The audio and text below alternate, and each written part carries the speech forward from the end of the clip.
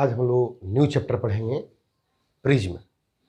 Prism पर प्रकाश का अपवर्तन कैसे होता है, इसके बारे में आज हम लोग अध्ययन करेंगे। प्रिज्म से प्रकाश का अपवर्तन, refraction of light through prism. Prism क्या होता है? परस्पर किसी कोण पर झुके दो समतल पृष्ठों के बीच घिरे पारदर्शी समांगी पारदर्शी माध्यम को प्रिज्म कहते हैं। यानी इस तरह से किसी कोण पर झुका हो दो पृष्ठ ऐसे, और क्या हो, ये पारदर्शी हो, समांगी माध्यम हो, प्रकाश की किरण आर पार जाती हो, ऐसे पदार्थ को बोलते हैं, ऐसी आकृति को बोलते हैं प्रिज्म। प्रिज्म को यहां पर हम बना रहे हैं ऐसे, ये बेस है और एक सरफेस उसका ये है, पृष्ठ बोलते हैं इसको, और दूसरा पृष्ठ ये है। यहां पर इक्विलैटरल ट्रायंगल दिखाई देगा, समबाहु त्रिभुज। ये इसका बेस होता है, नीचे बेस। ये हमारा जो है प्रिज्म है ए बी सी। ये दो पृष्ठों के बीच का जो एंगल होता है इसको बोलते हैं प्रिज्म कोण या अपवर्तक कोण। इसको प्रिज्म कोण भी कहते हैं या अपवर्तक कोण भी कहते हैं, अपवर्तक कोण। अब इसमें जो है ये एंगल जो है ए लिखेंगे हम लोग हमेशा, कैपिटल ए। इस पर प्रकाश का अपवर्तन कैसे होता है, देखिए यहां पर इस सरफेस पर एक प्रकाश की रे ऐसे आ रही है, इस सरफेस पे ऐसे प्रकाश की रे आई, तो हम जानते हैं इस पर अगर परपेंडिकुलर ड्रा किया जाए, इसके बीसी जो AB जो सर भुजा है, साइड है, इस पर हमने क्या किया, यहाँ पर एक परपेंडिकुलर ड्रा किया है ऐसे, ये परपेंडिकुलर है। तो प्रकाश की रे को तो जाना चाहिए सीधे, ऐसे सीधे जाना चाहिए, सीधे, लेकिन ये सीधे नहीं जाएगी, अभिलंब की ओर झुकेगी, तो ऐसे झुक जाती है, ऐसे झुक जाती है। प्रिज्म के अंदर ऐसे ट्रेवल करती है, इस तरह से। फिर अब जो है यहां पर भी एक परपेंडिकुलर ड्रा करना पड़ेगा। ये हमारा परपेंडिकुलर है। अब प्रकाश की रे को जाना चाहिए सीधे, सीधे नहीं जाएगी, ये अभिलंब से क्या होगी, दूर हटेगी, ऐसे चली जाती है, ऐसे। ये होता है प्रिज्म में प्रकाश का अपवर्तन। इस रे को कहते हैं आपतित किरण, इंसिडेंट रे, आपतित किरण। और ये जो प्रिज्म के अंदर है इसे कहेंगे अपवर्तित किरण, इसका नाम है अपवर्तित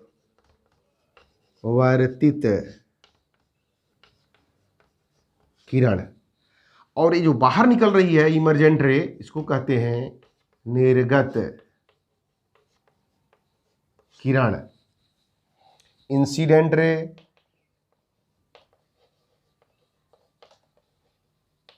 रिफ्रैक्टेड रे,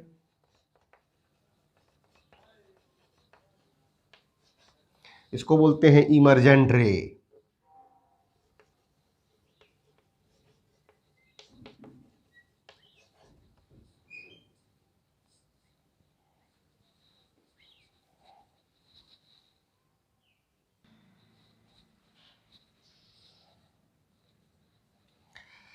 अब इसमें एक पॉइंट और आता है विचलन कोण। हमने जो है इंसिडेंट रे को आगे की ओर बढ़ाया ऐसे, डॉटेड लाइन से ऐसे आगे की ओर बढ़ाया ऐसे ऐसे ऐसे, और ये निर्गत जो किरण है इसको बढ़ाया हमने पीछे, डॉटेड लाइन से ऐसे पीछे।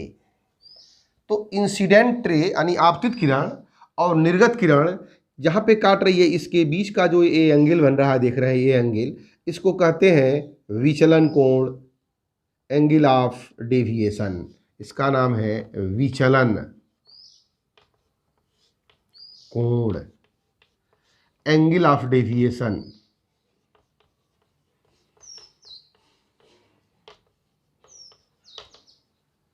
Angle of deviation. ये जो नॉर्मल है, इस नॉर्मल को भी अगर पीछे बढ़ाएं ऐसे, तो ये नॉर्मल भी यहाँ काट रही है इस पॉइंट पे।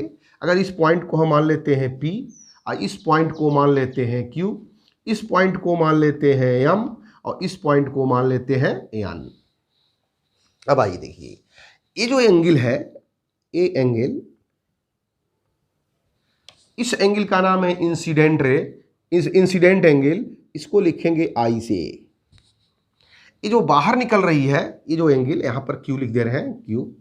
ये जो एंगल देख रहे हैं, निर्गत किरण और अभिलंब के बीच का कोण, इसको बोलेंगे इमर्जेंट एंगल, इसको लिखेंगे E, स्मॉल e। और यहाँ पर देखिए, अभिलंब और अपवर्तित किरण, इनके बीच के कोण को कहते हैं अपवर्तन कोण, इसे बोलेंगे R1 और इसे बोलेंगे R2, R1 R2। और ये हमारा है विचलन कोण डेल्टा। ध्यान देना है आपको। अगर हमें निकालना हो एंगल, यह एंगल निकालना हो MPQ, ये जो MPQ है यहीं पर बता दे रहे हैं आपको, MPQ। यहाँ पर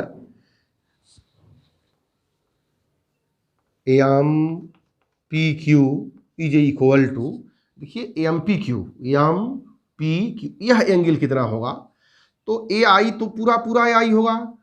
I में से R1 निकाल देंगे तो यह कहलाएगा I माइनस R1। अगर इसको चाहें आप तो डेल्टा 1 और डेल्टा 2 नाम दे सकते हैं। इसका नाम दे सकते हैं डेल्टा 1, इसका नाम दे सकते हैं डेल्टा 2। तो यह आ गया कोण MPQ delta 1 equal to I minus R1। और एंगल देखिए इधर वाला, ये पॉइंट M है, ये पॉइंट क्या है, M है, तो MQP equal to delta 2 equal to, यह एंगल E है तो ये भी पूरा पूरा एंगल क्या होगा, E होगा। और E में से R2 जब निकाल देंगे तो E माइनस R2 हो जाएगा, इसको बोलेंगे डेल्टा 2। अब देखते हैं विचलन कोण किसे कहते हैं। विचलन कोण of deviation, angle of deviation क्या होता है, इसको नोट कर लिया जाए, बहुत आसान है। देखिए, आपतित किरण और निर्गत किरण के बीच के कोण को विचलन कोण कहते हैं। आपतित किरण तथा निर्गत किरण के बीच के कोण को विचलन कोण कहते हैं। इसे डेल्टा से व्यक्त करते हैं। देखेंगे हम लोग अल्पतम विचलन कोण क्या होता है। तो देखिए, इसमें प्रकाश की रे से आ रही है और इस रे को जाना चाहिए सीधे, लेकिन सीधे नहीं जाएगी।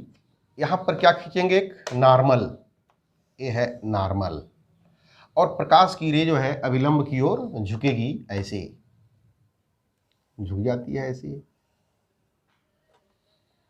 फिर यहाँ से बाहर निकलेगी तो यहाँ भी खींचेंगे एक नॉर्मल, और प्रकाश की रे क्या होती है, अभिलंब से दूर हट जाती है, ऐसे ऐसे चली गई। इस रे को जब पीछे बढ़ाते हैं तो यहाँ पर बनता है विचलन कोण डेल्टा, इसको कहते हैं आपतन कोण I। यह है अपवर्तन कोण, इसको लिखते हैं, निर्गमन कोण भी लिखते हैं E। यह अपवर्तन कोण है R1, और यह इंसिडेंट एंगल भी बोलेंगे इन दोनों पृष्ठ के लिए R2, और इसे लिखेंगे डेल्टा 1 और इसे लिखेंगे डेल्टा 2। ये पॉइंट है P, ये पॉइंट है Q, ये पॉइंट है हमारा यम और इस पॉइंट को यन। इसमें हमें देखना है कि अल्पतम विचलन कोण क्या होता है। अल्पतम विचलन कोण, कोण का मतलब देखिए क्या होता है। ये आपतन कोण जो आई है और ये विचलन कोण डेल्टा, ये डेल्टा जो होता है यह डिपेंड करता है आई पर। आई का मान बढ़ाते जाओ, आपतन कोण आई और विचलन कोण डेल्टा के बीच में जब ग्राफ खींचा जाता है आई और डेल्टा, तो आई की वैल्यू जब बढ़ाते हैं तो विचलन कोण का मान शुरू में क्या होता है, घटता है, घट करके फिर बढ़ने लगता है। ऐसे देखिए, अगर मान लीजिए यह 30 डिग्री हो, 40 डिग्री, 50 डिग्री, 60 डिग्री, ये कौन से कोण है हमारे, ये आपतन कोण है।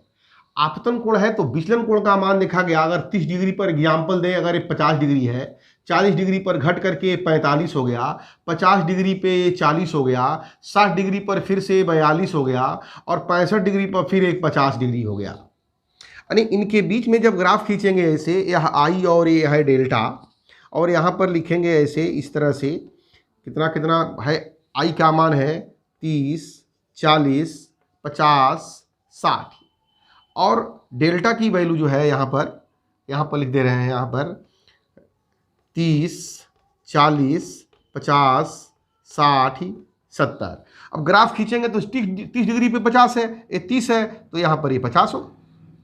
40 डिग्री पर 45 है, 40 है तो 45, 40 और 50 के बीच में होगा, यहाँ पर हो। 50 पर 40 है तो 50 पे यहाँ 40 हो गया। 60 पर 42 है तो थोड़ा सा ऊपर हो गया। और इस तरह से जब मिलाएंगे कर्व ऐसे, तो इस तरह का कर्व आता है, ऐसे कर्व आता है, और इसको बोलते हैं, इस एंगल को जो मिनिमम एंगल है इसको बोलते हैं डेल्टा एम, अल्पतम विचलन कोण। आपतन कोण और विचलन कोण, आपतन कोण और विचलन कोण के बीच में खींचा गया जो ग्राफ होता है वह बिल्कुल जो है परवलय के आकार का होता है, और नीचे वाला जो पॉइंट इस पर लंब डालेंगे तो यह कोण, केवल एक ही कोण ऐसा होता है जो अल्पतम विचलन कोण की स्थिति में होता है। आपतन कोण का मान बढ़ाते रहेंगे, विचलन कोण का मान घटेगा, घटते घटते एक समय फिर से बढ़ने लगेगा। जहां पर घट करके मिनिमम जो हुआ है, इस एंगल को बोलते हैं अल्पतम विचलन कोण। अल्पतम विचलन कोण, आपतन कोण आई का मान बढ़ाने पर 30, 40, 50, 60 ये बढ़ा जा रहा है। आपतन कोण आई का मान बढ़ाने पर प्रारंभ में विचलन कोण घटता है। प्रारंभ में विचलन कोण 50 से 45 हो गया, 45 से 40 हो गया, विचलन कोण घटता है, और एक विशेष आपतन कोण के लिए विचलन कोण न्यूनतम हो जाता है। विशेष आपतन कोण के लिए 50 पे 40 हो गया है। आपतन कोण का मान बढ़ाने पर विचलन कोण बढ़ने लगता है। फिर आपतन कोण का मान बढ़ाया, 50 से 60 किया तो 40 से बढ़ करके 42 हो गया, बढ़ने लगता है। इस प्रकार एक और केवल एक ही विशेष आपतन कोण के लिए प्रिज्म अल्पतम विचलन उत्पन्न करता है। अल्पतम विचलन कोण को डेल्टा एम से प्रदर्शित करते हैं। इसमें यह कहलाएगा delta M, 40 degree delta M कहलाएगा। इस पर जो है आपतन कोण कितना है, 50 डिग्री। 50 डिग्री पर अल्पतम विचलन कोण है 40। अल्पतम विचलन कोण की स्थिति में, अल्पतम विचलन कोण की स्थिति में, जब अल्पतम विचलन कोण की स्थिति होती है उस स्थिति में ये आपतन कोण है और ये निर्गमन कोण है। आपतन कोण आई बराबर निर्गमन कोण ई, यानी आई इक्वल टू ई होता है। कब? अल्पतम, यह जो है डेल्टा क्या हो जाए, डेल्टा एम हो जाए, उस स्थिति में आई और ई की वैल्यू इक्वल हो जाती है। और जब आई और ई की वैल्यू जब इक्वल होगी तो R1 और R2 का मान भी इक्वल होता है। अतः R1 is equal to R2। उस कंडीशन में R1 R2 के बराबर होता है और I E के बराबर होता है। और एक चीज और देखिए क्या होता है, इस स्थिति में ये PQ जो अपवर्तित किरण है PQ, वो प्रिज्म का जो बेस है BC इसके बिल्कुल पैरेलल होती है, समांतर होती है। तो इसको भी लिख लीजिए। इस स्थिति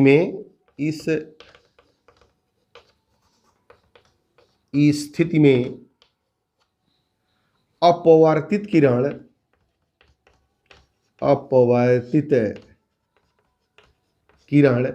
PQ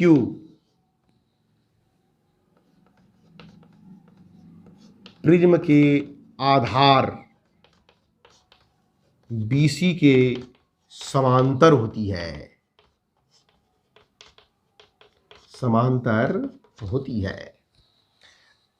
इतना आपको याद रखना पड़ेगा कि अल्पतम विचलन कोण की स्थिति में IE के बराबर होता है, आपतन कोण निर्गमन कोण के बराबर होता है और R1 R2 के बराबर होता है। और अपवर्तित किरण प्रिज्म की जो आधार है इसके क्या होती है, समानांतर होती है। पदार्थ के अपवर्तनांक के लिए सूत्र कैसे निकालेंगे देखिए। इसमें ट्रायंगल देखिए, त्रिभुज PMPQ, त्रिभुज AMPQ में वहिष्य कोण, ये डेल्टा है, वहिष्य कोण डेल्टा बराबर डेल्टा 1 प्लस डेल्टा 2। ये डेल्टा, ये जो है डेल्टा 1 और डेल्टा 2 के बराबर होगा। और अब चाहे तो यहाँ लिख सकते हैं डेल्टा 1 बराबर क्या होगा, डेल्टा 1 बराबर I माइनस R1 और डेल्टा 2 बराबर E minus R2।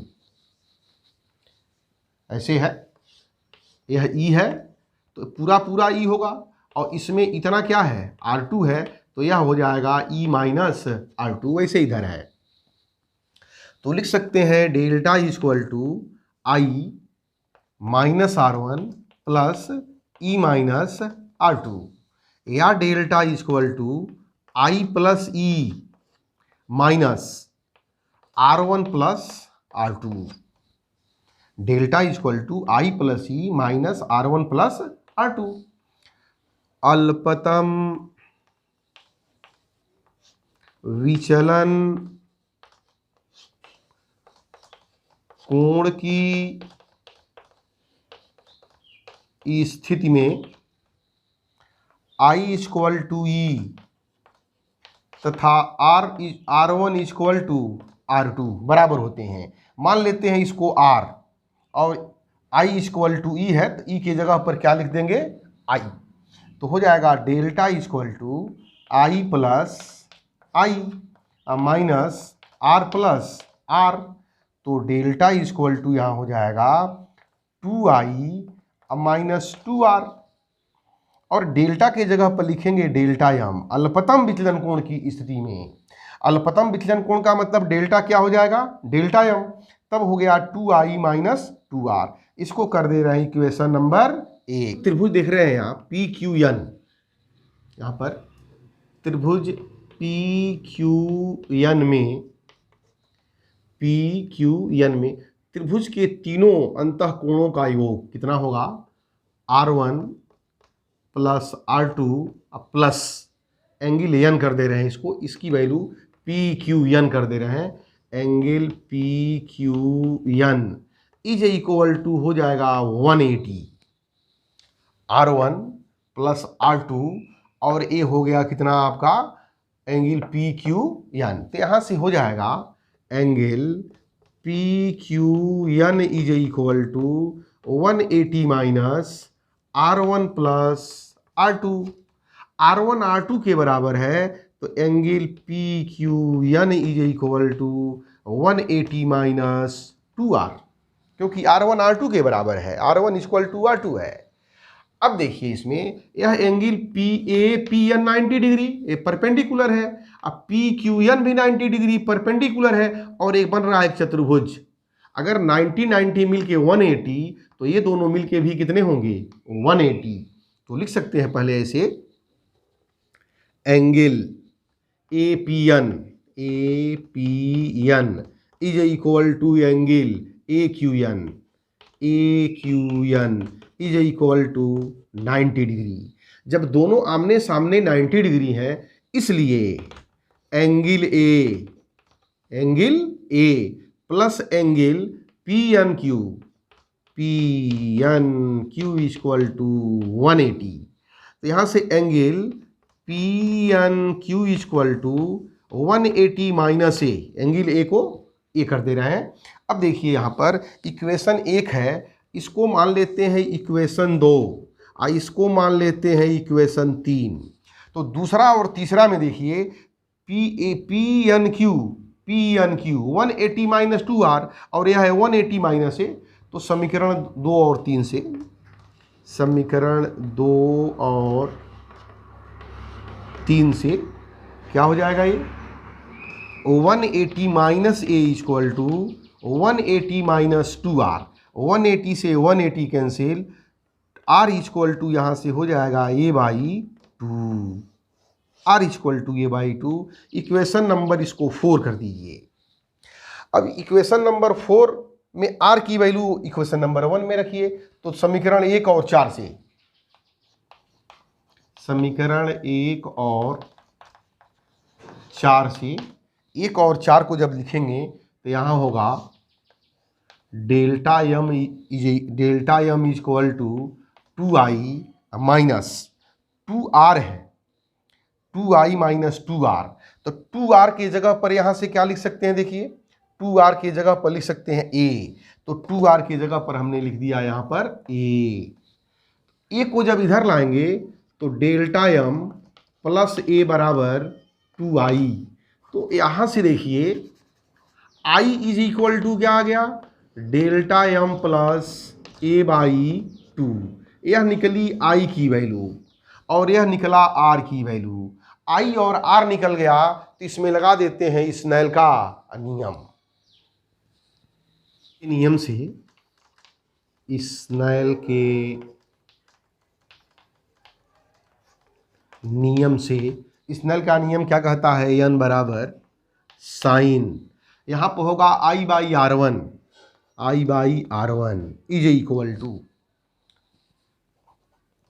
i by r1। i को i माना गया है, r1 को r माना गया है, तो n बराबर हो जाएगा साइन i बाई r। और sine i by r, i की वैल्यू कितनी है, देखिए i की वैल्यू है sine delta m plus a by 2 upon sine r की वैल्यू है a बाई 2। इसे बोलते हैं प्रिज्म के पदार्थ के अपवर्तनांक के लिए सूत्र, n equal to sine delta m plus a by 2 upon sine a by 2। A का क्या नाम है, प्रिज्म का कोण है, यही कोण कहलाता है ए। और डेल्टा m क्या है, अल्पतम विचलन कोण है। और n इक्वल टू, n क्या है, वायु के सापेक्ष प्रिज्म के पदार्थ का अपवर्तनांक है। और साथ साथ यह भी याद होना चाहिए, जो स्नेल का नियम है साइन i बाई r, तो कभी कभी इंसिडेंट एंगल पूछता है तो यह i है total, i equal to delta m plus a by 2 और r equal to a by 2। कभी कभी न्यूमेरिकल्स में पूछता है कि इंसिडेंट एंगल कितना होगा और रिफ्रैक्टेड एंगल कितना होगा, तो यहाँ से आप निकाल सकते हैं i की वैल्यू और r की वैल्यू। याद नहीं करना है, फार्मूला याद रहे तो साइन के आगे ऊपर वाली जो वैल्यू है i है और नीचे वाली वैल्यू क्या है, r है।